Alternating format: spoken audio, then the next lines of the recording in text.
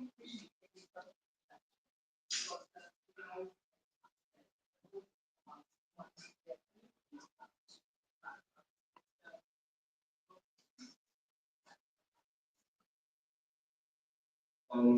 you very much. Very honored to be here.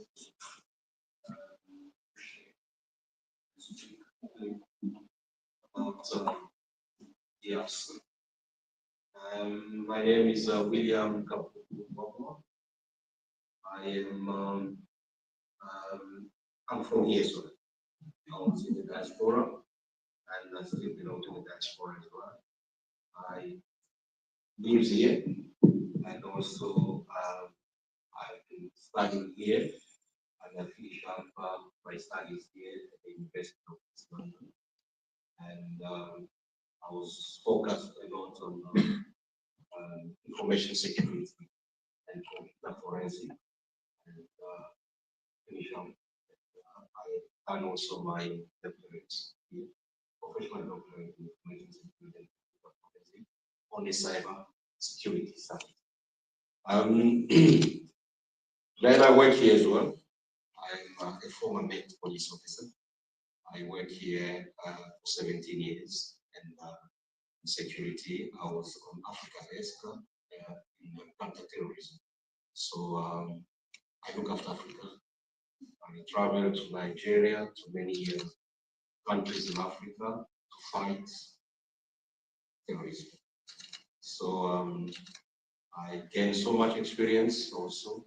I was engaging with all the African communities here in Britain, in Africa, and to make sure that everything is safe. So I am currently an advisor to the president. I am a deputy coordinator of a unit that is called Desk. I want to say Desk Africa. I'm in charge of a unit is called Great Lakes Unit. So Great Lakes Unit looks after the security of the Great Lakes. So it's a unit that is a strategic unit. It's a peace promoting unit, and it's also a security focus unit. So what we do is our primary mission is to develop strategies, think about strategies, to think about strategies that's regarding security, the whole security of the DRC, including the Great region.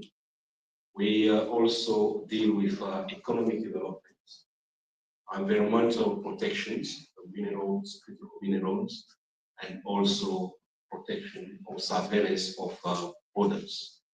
I'm also involved in any question related to security in the East, directly or indirectly, in the East provinces. So previously to that, I was a national coordinator of a unit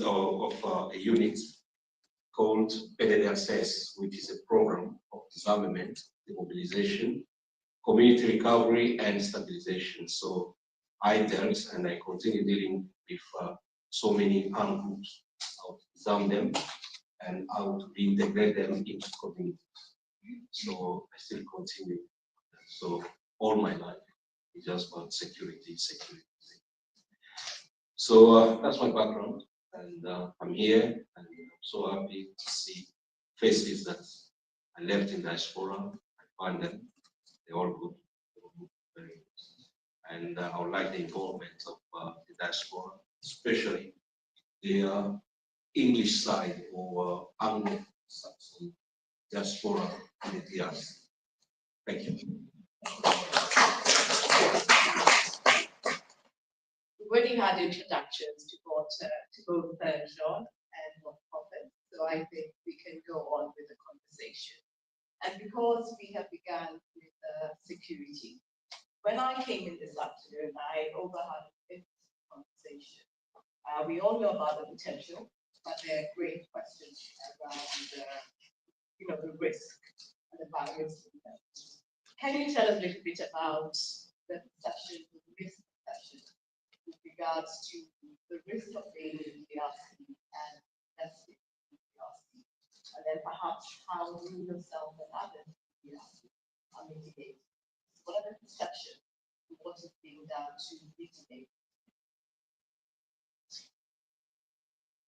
Thank you for a very interesting question. As they always say, without security, there is no development. You speak about the perception, but perception is different from reality.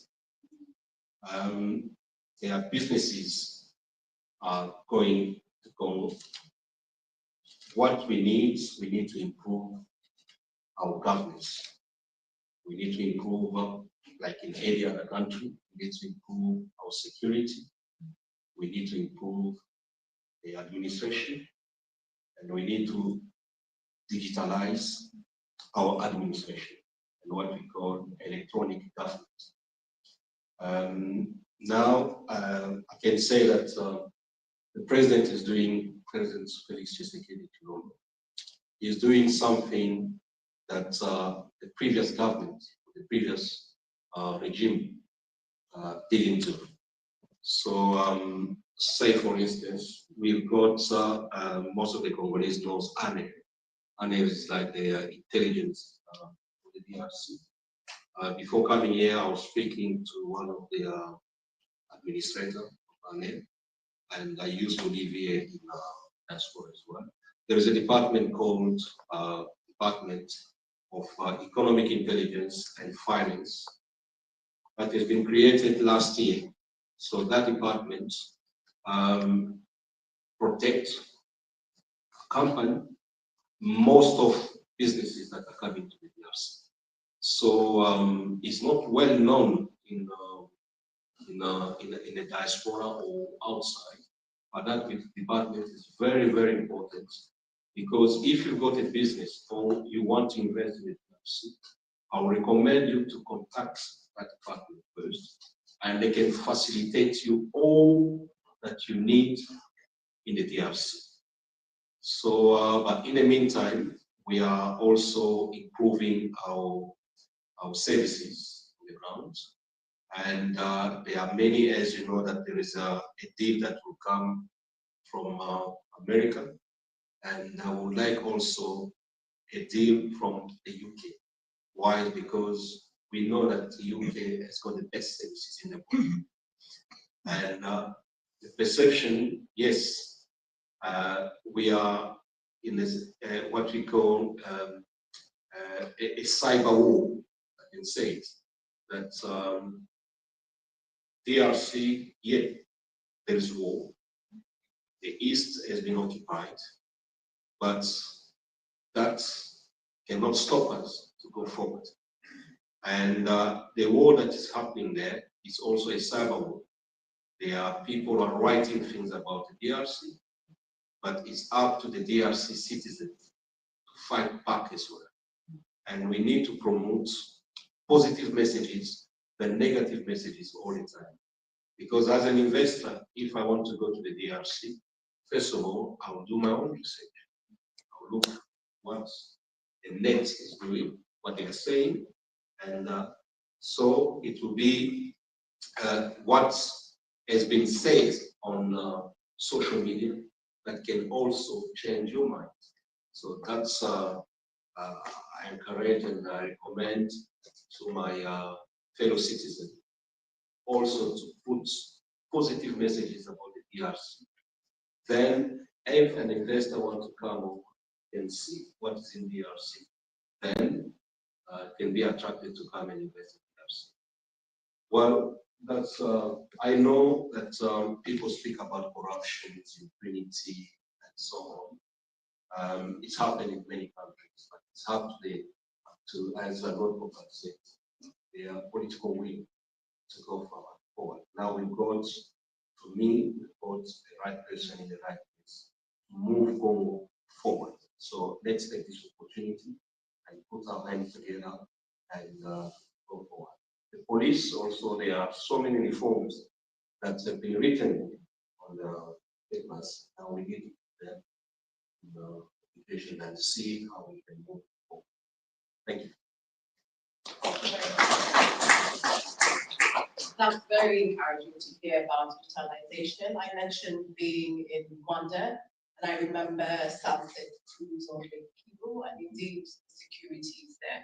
And so for those who are having that conversation in this room and other conversations outside this room, it's good to know that if you're going to invest, there can be facilitation and security.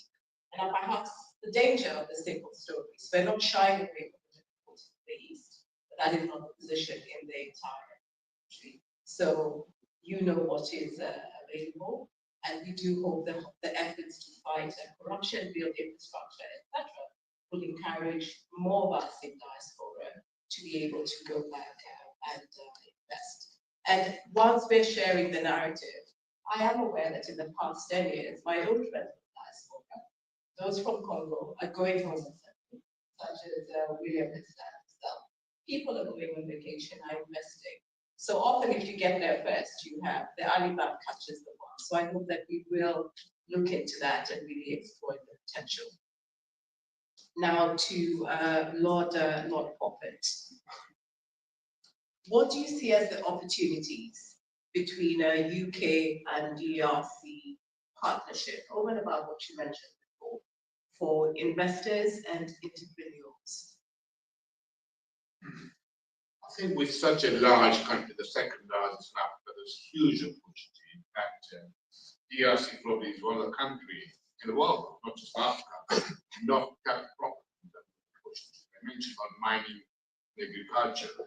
There's a push in the field of energy, infrastructure, manufacturing, industrial parks, building industrial parks. The government will provide free lending. You build an industrial park, get inward investment coming into it. In terms of technology, AI and others, young population age of 18, half the population. It's huge, and the people want to see in social media and television. They want to be out there, excel. There's real hunger to make a success. And who's holding that hunger is the government. Political will, as you mentioned earlier. We need that transparency, we need the process to be good. Corruption is unfortunately a stumbling block as well. So we need to change all that, make it happen. People can go out, and people can willing to take risks to go. I'll give you an example of one pharmaceutical company. They never invested in Uganda. The government of Uganda gave them free land. Now they're building a manufacturing plant. And pharmacy is a huge business in Colorado. 80% are imported stuff. From aspirin to aspirin, you name it. The African content free trade agreement. One of the conditions of this investment is that I should be able to export duty-free in neighboring countries. Thank you very much for sharing the opportunities that we had in the keynote speech. Manufacturing, adding value. Now I dare you to find out if there's anybody in the UK that's going to give you feedback for investment. So that's something for us to bear in mind. Lord Poppet, you have mentioned in passing your work in East Africa. What lessons, what other lessons can we learn from East Africa? And let's not shy away from political sensitivity. How have you been able to navigate, through the formal world of politics, business, and diplomacy? How have you been able to navigate the work that you do in Rwanda and now you're working in DRC, that people do not feel constrained and challenged, that with political will, all of us can be able to invest? The good thing about countries like Rwanda and Uganda, they welcome inward investment. They will support you. As I said in my speech, the process is slow, sometimes bureaucratic, sometimes too democratic, because it goes through the department approval. One thing my experience, people who invested there, once you've gone through that process, there are two issues. You can do very well, and your investment is well secured, and there's no threat of nationalization, both in Rwanda and Uganda. And they appreciate what you're doing for the country. And President Museveni has transformed the country economically, so has Uganda, because of inward investment. And hence, when I became I shouldn't tell this, but I would say when Prime Minister Canary came to the program, Fred Edwards, and I was then a business and transport minister, stand down as minister. I found, to be honest, as somebody who came from a business background, found it difficult to work with reaccommodation. And then Prime Minister Canary came to this program, Fred Edwards, picked Uganda and Rwanda because we've got travel to Rwanda together once before. Uganda is a country I come from, so this Fred Edwards program enabled people to take UK companies to Uganda. So once you've invested, the process, once you've gone through the process, things are so nice and easy. You just make your money and pay your taxes, and nobody will touch you. Nobody will threaten you. Make you worry. If you see there's competition coming, you can take that matter up to the minister and we look into it. The help support. The great support is once it's all done. The difficult people to do it. That's my experience. Thank you very much. So we've had about cutting out the bureaucracy, having inward investment. Our challenge here is to have trade inquiries from the UK to DRC and also to encourage political will. Jean, we know that you are both in DRC and in the UK.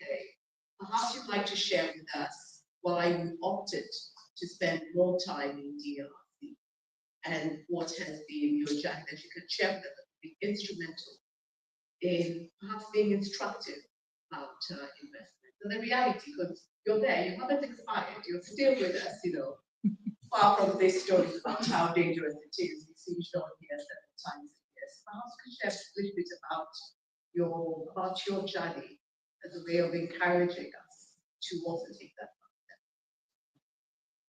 step. Thank you very much, Jacqueline. So the journey of first moving back in the DRC has not been at the beginning very easy, because you have to leave some of the comforts that you have here in Britain and been living here for over 25 years, and then moving back in the DRC, trying to establish yourself first and building a network. And not only building a network, creating new relations and getting in the business sector. And for me, not only getting the business sector, but getting as well in the political environment. It wasn't very easy. The first challenge when you go back is that from the diaspora, they consider you like an outsider. I've been living for many years overseas. They see you sometimes bringing you intelligence, bringing you level of understanding and culture. Some people see you as a challenge than as an asset.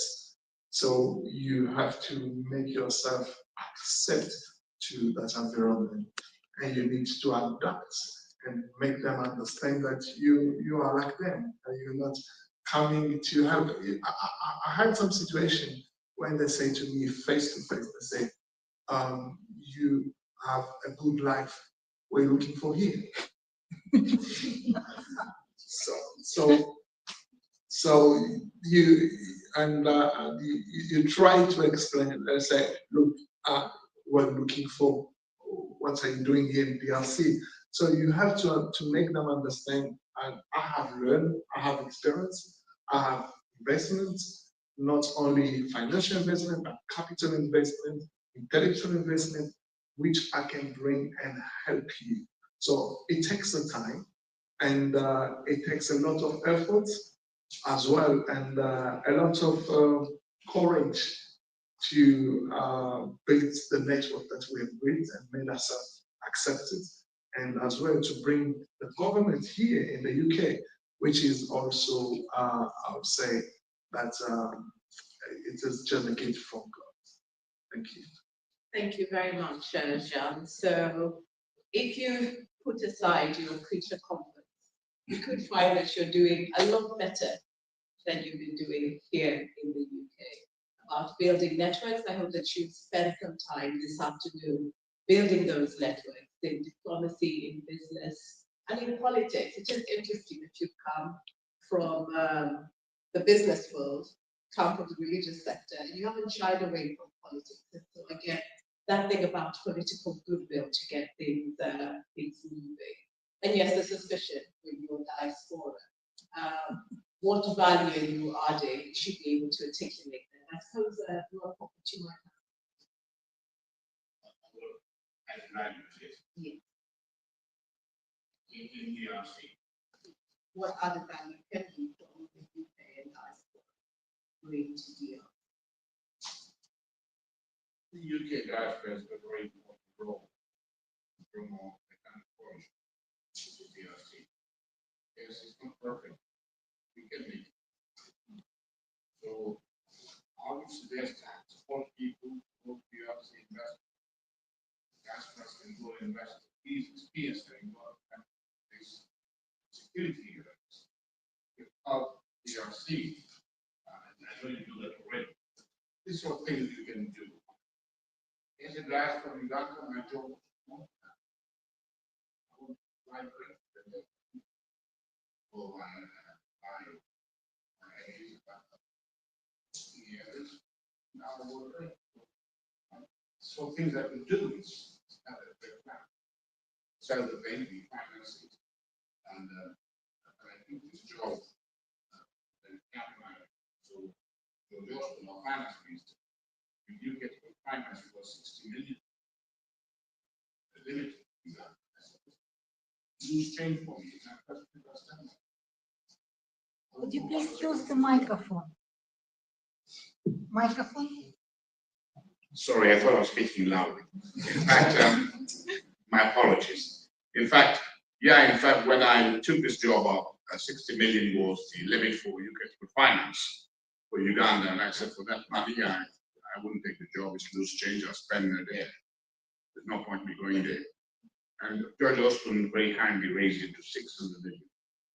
Today we got 2.5 billion pounds. So I think things like UK finance, write to your local MP and say, can you look at DRC, can you have some political will? How good is that country? You know, have meetings with the Minister of Africa with your trade envoy for DRC, consider. Attend the APPG, for example, which we have set up. This is all parliamentary group, where you find at least 8 to 10 parliamentarians coming to attend those meetings. And say we want to prosper, we want to do good for DRC. DRC's prosperity is our prosperity.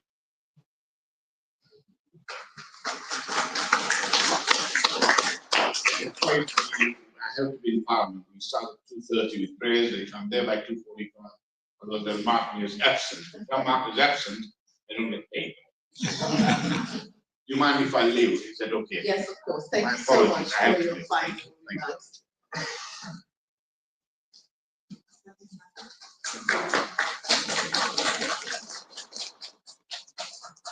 Okay, thank you.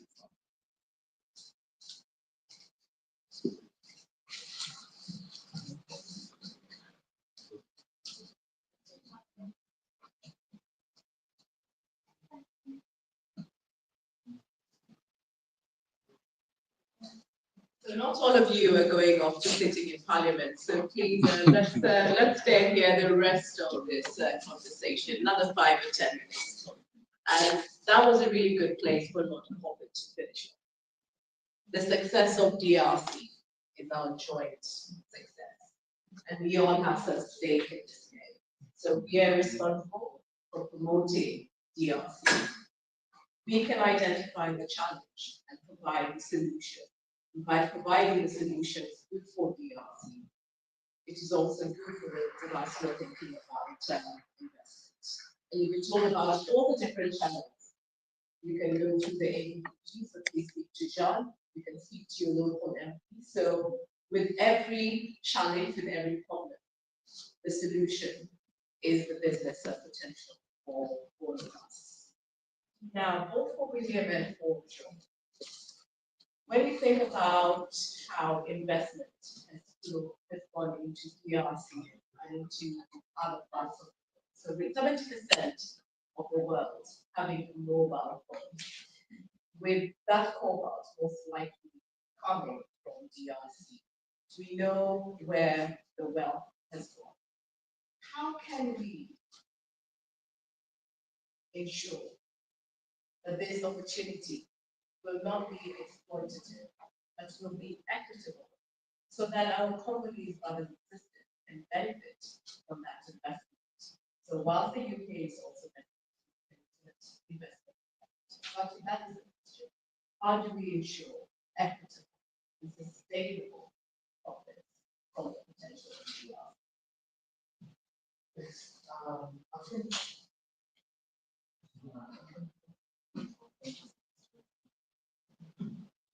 thank you.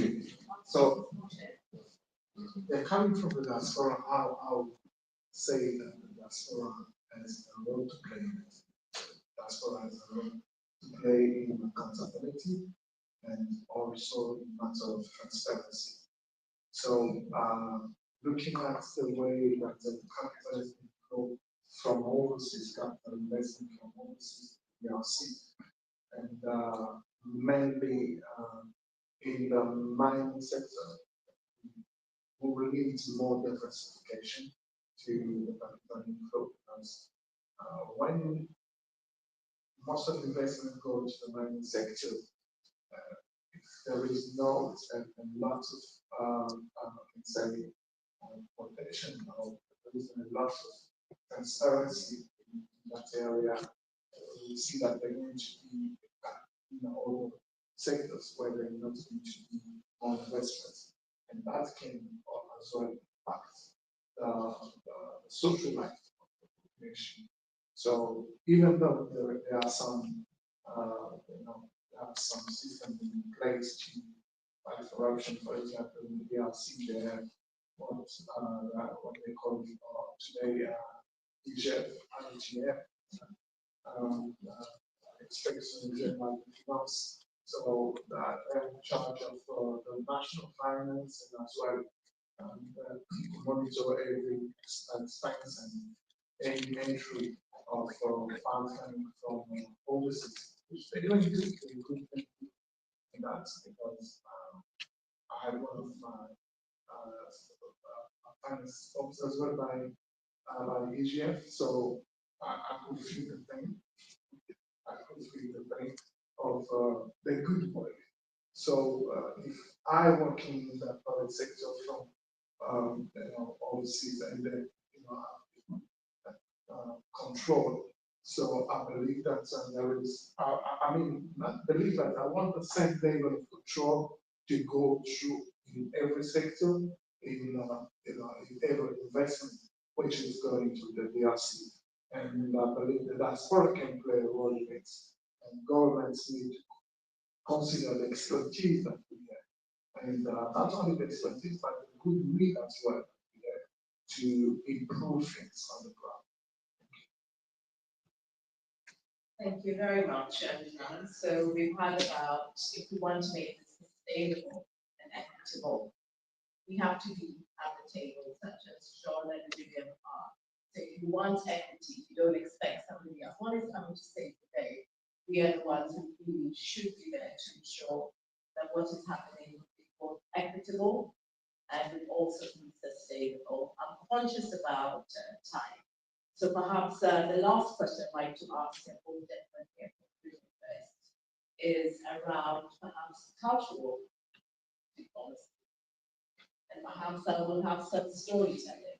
My first experience of DRC was through the beautiful music of Igala. As a young child, my father absolutely loved Igala. And although he was a lawyer, he saw the business opportunity, and he actually brought two prominent artists from DRC to Kenya, Canary and Marriot. And so I've grown up to love, obviously, the music. And that has been my first point of affiliation.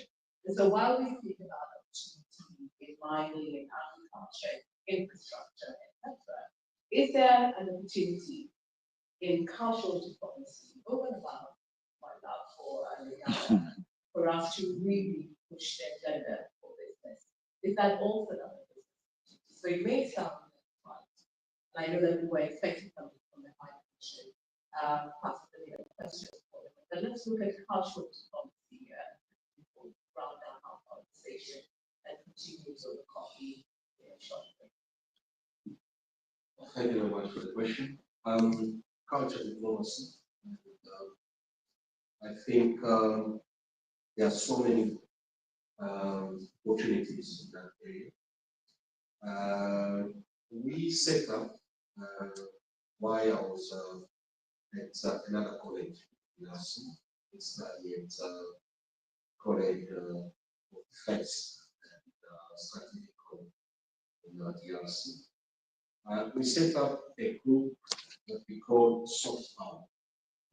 Soft power, how to promote our messages, how to promote our culture, and as another area that people can invest and use to cascade positive messages. Music and the youth as well, and organize some events where they promote cultures. As you know, that in Congo we've got 450 tribes, and every tribe has got something to offer. So the music, artisanal, what do you call it? The zebra artisanal. I don't know how to call it in English, so I'm in the French area. So artifacts. So they are promotion of that kind of culture. Also, the Ministry of Tourism is focusing a lot on those aspects to bring more people into the country. As you know, you need to be connected from outside. When someone from outside is coming to come, he can visit the artifice. He can visit most of our natural resources we've got, and there is opportunity in that. So you've seen that our Minister of Culture, she traveled to South America, and the Rumba, that the music Rumba, is part of their pattern of the United Nations. So we can focus on so many things and pick up on what both Robert was saying about the transport to the DRC. We lobby a lot to have a control of our space by having a radar that can control the space of the DRC. As you know, to go to the east, to the west, to the north, to the south, the aircraft always pass by DRC. So there is a lot, if we capitalize just on airspace, that we can gain a lot. So there are so many opportunities, and culture also is one. And speaking about hydro power dam, I have visited all the 26 provinces, and I've seen potential. Every village has got a need. And with the new technology to build hydropower dam, and you can do it in 1 year, because they've improved the technology how to produce electricity, to transport electricity and to distribute it in a village. And the law has allowed anyone to come and build a small hydropower from 1 to 20 megawatts. You can do it as long as you are on the right papers on the country. So culture is part of that, and every village has got its own culture. So there are so many things that we do. That's why our Minister of Tourism and the Minister of Culture we focus a lot on that basic on the music. Thank you very much, Vivian. John, there might not be much for you to say. Thank you very much. I think that does need a round of applause. How about that? So, as we round up, a question to go through very brief answer. What is the one thing that the UK can do to really push the economic business opportunities in the DRC? A question for both of you as we round up. What is the one thing, and many things, but the one thing that I'll be just straightforward. Improve relationship. Because if the UK improve relationship with the DRC, it's going to affect all sectors. That could be culture, as we just said, because the DRC has strong music, and it's going to affect the mining sector. A lot of investments. It's going to affect the culture. It's going to affect the education, and as well the capacity building. I think that we had some program lined up. I think in the past we were supposed to do something around capacity building. At that time, it was the national government of program for the demobilization and reinsertion. So there is a lot that we can do with the DRC, but everything starts with improved relationship. When we improve relationship, things will affect every aspect of community. Yeah, he said it, and improve relationship, but I will also add involved the diaspora of the UK into businesses in the DRC. Thank you very much. Thank you very much to John, to William, and to your Prophet. You've heard about the opportunities beyond mining, agriculture, infrastructure, hydropower generation. We've heard about the sources of investment. We've had the direct challenge for all of us to be unofficial ambassadors for DRC. So we can work towards improving relationships, to improve the political group. And we've all had that DRC's success is our joint success. Now I'm supposed to be ending the panel, but there's one lady that has had two hands up. Now I have to go to the host. Do we have time for quick questions? Or shall we see? Two questions. So the lady in the back and the gentleman, I think, in the next panel will come to you. If we ask someone to kindly pass the microphone to the back, thank you. Just a question, no comment, please.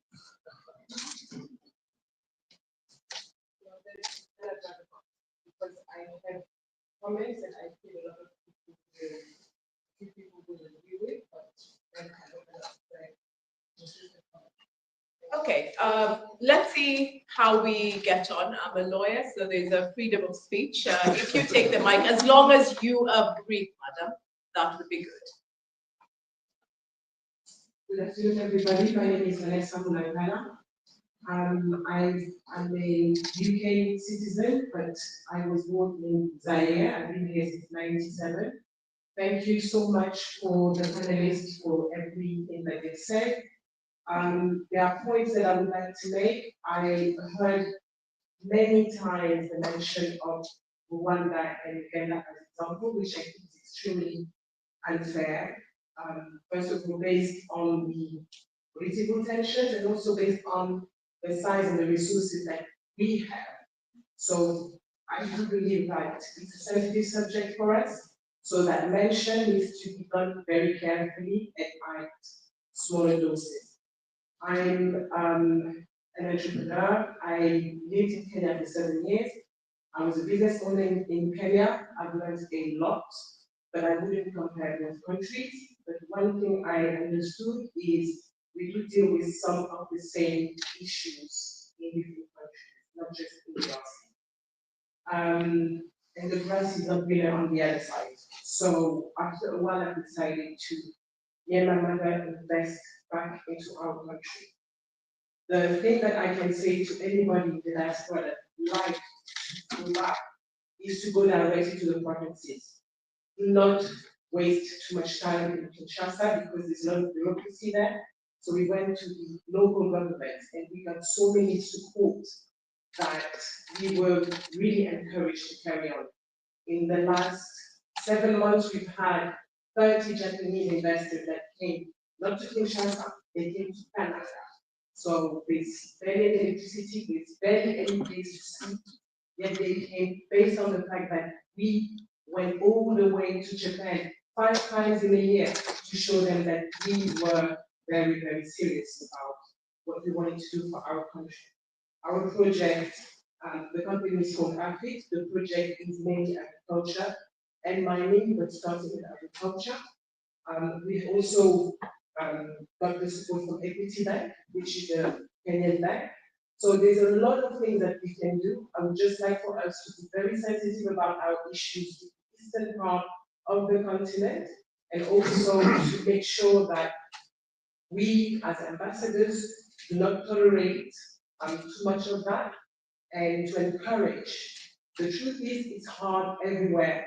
Let's just remember that 60% of startups in the UK will fail in 3 years.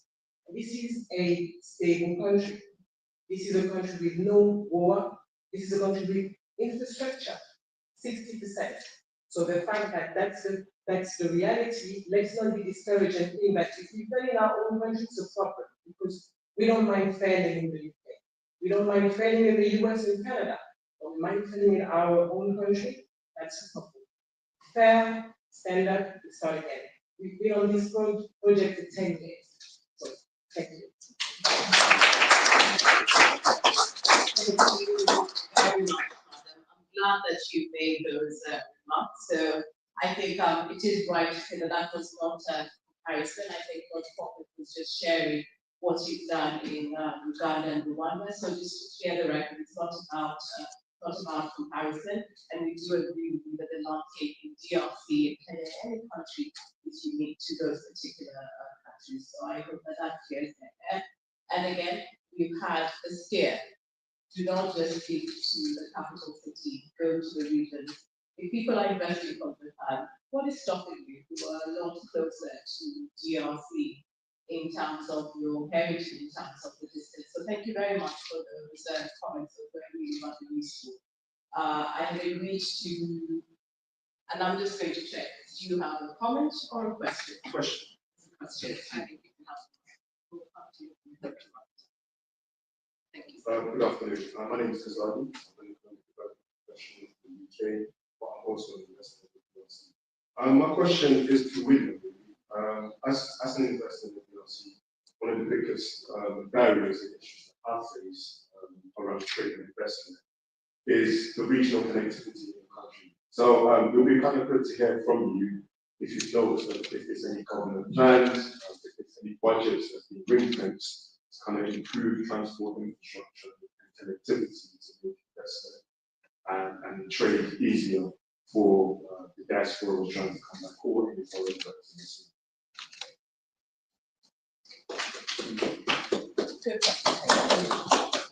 Thank you very much for that question. And I think there are projects. We feel you visit and there are so many projects to improve the regional connectivity. Yes. As you know, they know that there is this project of Bobito Corridor that the President is really focusing on it. So that will allow us to connect so many provinces and also allow the flow of the goods from east to west and from west to east as well. So there are also local governments As you know, it's difficult when there is no proper infrastructure, but they are trying all their best to build up roads. And also, when it comes to corporate social responsibility, many companies now start investing in so building roads, especially, and also building schools, agriculture, electricity provider, electricity, and water. So it's a focus on the government is focusing on the national and the provincial government are focusing a lot on building connectivity between. And as you can see, there is also a road that I visited myself from July, Canada, up to the border of Angola. That roads they are working on it every day. So there is that the government is taking it very seriously. As my sister said, that I mean, investing in the provinces is also it's quicker because you deal with the provincial government. They've got also the power to take decision regarding their province. So it just yes, but the provinces will allow us to connect and build infrastructure in the provinces. So as you know as well, the Minister of Transport is focusing a lot on building airports, and always in airports is being built, and they are focusing on. I've seen one in Kumashi a few weeks ago, I was in Kumashi, and I've seen also building and extending the runway. So in Canada, they are doing the same. And in Kinshasa, there is a company, Westminster company that also going to focus on G and build also some infrastructures. So there are something, and I was in Kisangani as well, the airports, we extending the runway. Bunia, Missouri, I was there with the governor of the governor boy, the general is also working in Bunia. So there are many airports that also can allow us to connect from each province to the next.